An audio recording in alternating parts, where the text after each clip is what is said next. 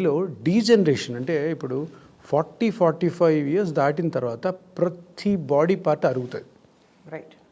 So అది తప్పదు, that is nature, దాన్ని ఎవ్వరు ఆపలేరు. అదృష్టవంతులకి అది డీజనరేట్ అయ్యి 65-70లో నొప్పి రావచ్చు, కొంతమంది 35లో రావచ్చు. ఇప్పుడు ఎంతోమందికి 35-40కే మోకాలు నొప్పులు రావడం, అరిగిపోవడం ఎక్కువ మంది ఫీమేల్స్లో. సో ఈ డీజనరేషన్లో ఇంతకు ముందే యుఎస్లోను కొన్ని వెస్ట్రన్ కంట్రీస్లో పిఆర్పి స్టార్ట్ చేశారు. అది ఒక చిన్న injection therapy plus also patient own blood తోటి చేసేది. కానీ దీంట్లో మేజర్ ప్రాబ్లం ఎక్కడ వచ్చిందంటే అది అంత పాపులరైజ్ అవ్వలేదు. పాపులరైజ్ అవ్వకపోవడానికి కారణం ఏంటంటే ఈ డీజనరేటివ్ కండిషన్కి ఈ సర్జికల్ ఆస్పెక్ట్ అన్నది అది ఓవర్టేక్ చేసేసింది. రైట్.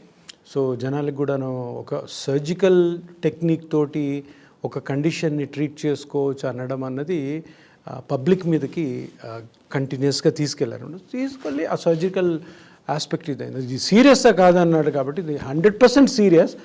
వెన్ జనాలు అంటే సొసైటీలో ఇది చాలా ఎఫెక్టివ్ కాబట్టే ఎవరో తయారు చేశారు, ఎఫెక్టివ్ కాబట్టే దీనికి FDA అప్రూవల్ ఉంది, దీనికి ICMR అప్రూవల్ ఉంది. ఎఫెక్టివ్ కాకపోతే అవి ఎప్పుడో స్లోగా వ్యానిష్ అయిపోవాలి, ఉండకూడదు. అవును. సో అంత సీరియస్ ట్రీట్మెంట్ ఇది. ఆ సీరియస్ ట్రీట్మెంట్ని ఫస్ట్